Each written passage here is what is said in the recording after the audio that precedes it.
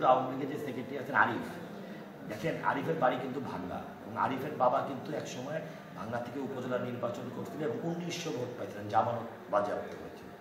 আর আপনারা জানেন যে ফরিদপুরে একটা অভিযান মাননীয় প্রধানমন্ত্রীর নির্দেশে হয়েছিল এবং তৎকালীন টেন্ডারবাজ এবং আপনার যে সন্ত্রাসী বরকত রুবেল তাদের কিন্তু আইনের মাধ্যমে তাদের বিচার হওয়া হয়েছে। ঠিক বরকত রুবেলের মতন কিন্তু এখন ফরিদপুরের প্রত্যেকটা মানুষ জানে টেন্ডারবাজি, কাজ নেওয়া, চাঁদাবাজি সবই কিন্তু এই আরিফ আর আরিফের ভাই আসিফ। বরকত রুবেলের জায়গাটা আসিফ আর আরিফ নিয়ে নিয়েছেন।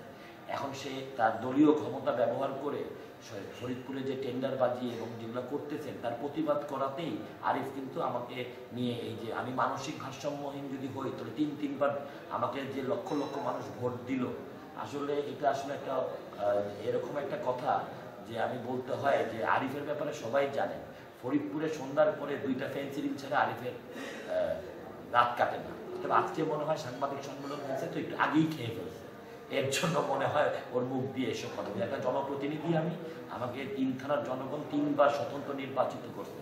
আমি যদি মানসিক ভারসাম্য না থাকে তাহলে ওনার আছে উনি যেটা নেশাগ্রস্ত লোক ফরিদপুরের কে না জানে আরিফ যেটা নেশাগ্রস্ত লোক। অতএব ওর ব্যাপারে কথা বলার আমার কোনো ইচ্ছা নাই। ও আসতেছেন এবং দলীয় সিদ্ধান্তের বাইরে আসতেছেন। বাংলাদেশের আওয়ামী লীগ, সারা বাংলাদেশে জেলা আওয়ামী লীগের নেতারা কোথাও কোনো প্রার্থীকে সমর্থন দেননি এবং তারা কোনো দায়িত্ব নেন না, কিন্তু সে বারবার কিছু টাকা পয়সা হয়তো বা খাইয়া সে বারবার আসতেছেন এবং আমার এই ঢাকা সদরপুরে সে প্রভাবিত করার জন্য চেষ্টা করতেছে। নেশাগ্রস্ত মানুষের বিরুদ্ধে কি ব্যবস্থা নেব? সর্বোচ্চ ব্যবস্থা নিতে পারি তার একটা মানসিক হাসপাতাল অথবা রিহ্যাব সেন্টারে ভর্তি করা যেতে পারে। নির্বাচনে তো এমন কথা উঠবেই, নির্বাচনে যারা জানে যে আমরা পরাজিত হব, জনগণ আমাকে ভোট দিবে না, তারা ওই নির্বাচনের আগেও সংবাদ সম্মেলন করেন, অভিযোগ করেন, আবার নির্বাচন পড়ার পরও প্রশাসনের বিপক্ষেও তারা সংবাদ সম্মেলন করবে। নির্বাচনের পরিবেশ খুবই ভালো।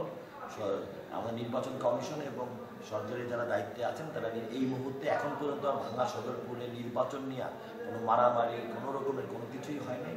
এখন যেই ব্যক্তিরা যেই প্রার্থীরা বুঝবেন যে আমি পরাজিত হব তারা সাংবাদিক সম্মেলন করবেন এবং আমি মনে করি পরাজিত হওয়ার পর জনগণের রায়ের পর আবারও তারা সাংবাদিক সম্মেলন করবেন। তারা আসলে সাংবাদিক সম্মেলন করার জন্যই ব্যস্ত, কিন্তু ভোট সুষ্ঠু হবে এটুকু আমি জানি এবং জনগণ যাকে রায় দেবে তারাই সেই।